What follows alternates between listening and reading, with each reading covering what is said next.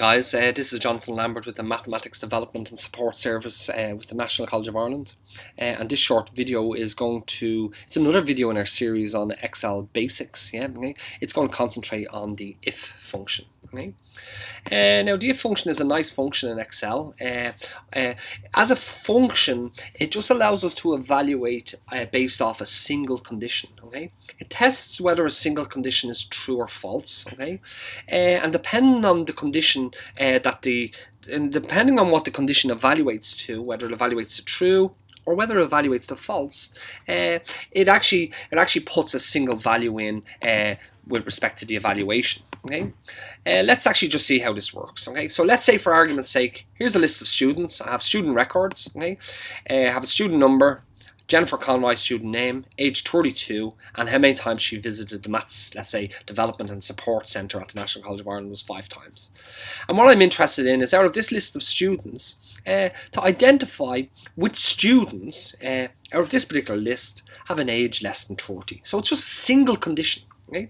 And actually to evaluate a single condition, I use the if function. And actually what I want to do here is, if this student is less than 30, okay, if it's less than 30, what I'm going to actually put in here is I'm actually going to put in true if they're less than 30 and false if they're not less than 30. Okay? So true meaning that they're less than 30, false meaning they're not. Okay, so to figure out who's less than 30 in this list, I'm just going to go into function mode, equals, followed by the name of the function, which is an if. And you can see actually what actually it specifies here is the logical test. Okay, I want to test whether age is less than 30. So let's check Jennifer Conroy's age. Well, her age is specified in cell D4, and I want to check whether it's less than 30. Okay. Now you can actually see what happens next is when I put in a comma, you can say a value if true comes up next. Okay. So what I want to put in here is, well, if their age is less than 30, okay, well, what I'm going to do is I'm just going to put in true here. Okay. If their age, and you can see now followed by a comma, it says value if false.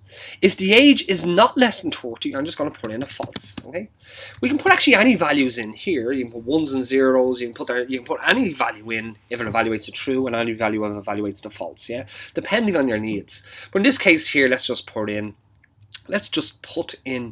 true if it evaluates to true and false if it evaluates to false. So let's hit return, and you can actually just see this is giving us false here because Jennifer Conroy's age is not less than 30. Let's apply this down all students, so let's just drag it down this column here, okay? And what you can actually see is, okay, here's a student here, Jimmy Holmes, yeah? His age is 28, so it should evaluate to true because it is less than 30, okay? Which it does. So you can actually see the if function, what it does is it's always applied to a single value, a single condition, okay? And it tells us whether the condition, well, it allows us to substitute in a value if the condition is true and possibly some other value if the condition is false. In this case, we just put in trues and falses, okay? Let's do it again. Let's test if age is greater than 35, okay?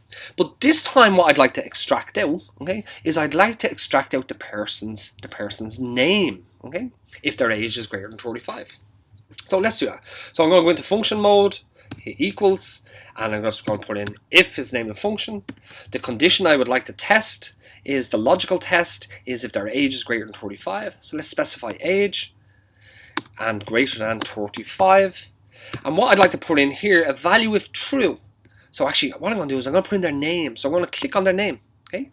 And a value if false, well, actually what I'm going to do here is I'm just going to put in the empty string if they're false, okay? So all I should get here is a list of names, those students' names who have an age greater than 35. So I'm going to hit return on that, and actually nothing comes up for Jennifer Conroy, okay?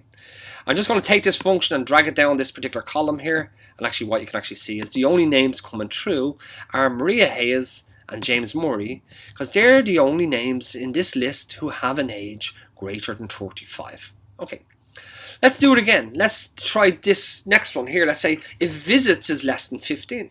Okay, so once again, I'm going to go into function mode by hitting an if, okay, followed by the if, the name of the function, followed by an open round brace. And the logical test I'd like to do is, well, I would like to test whether the number of visits is less than 15. Well, let's test for Jennifer Conroy.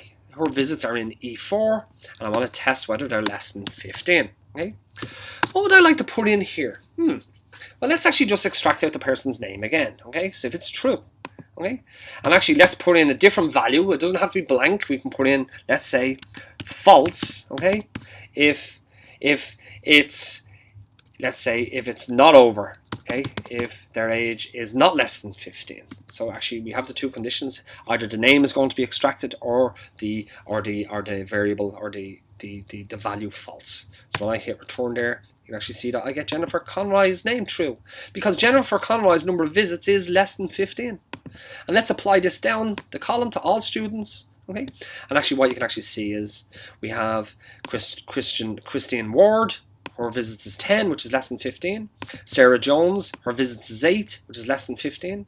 So we've extracted their names. But when it comes to Mark Thomas, his visits is 20. Well, that's not less than 15. So what we have here is we have false here for Mark Thomas. Jimmy Holmes is false, and so on and so forth. Okay, guys, there's lots of different things we can do with the if function. We can nest lots of if functions together to test for multiple conditions, putting in specific values if it's true and if it's false. But I suppose there's probably a better way of doing it, which is known as the switch statement, in Excel. But we'll have a look at that in another video later on. So guys, once again, this is Jonathan Lambert with the Mathematics Development and Support Service at the National College of Ireland, and I hope that this video was somewhat helpful and intuitive.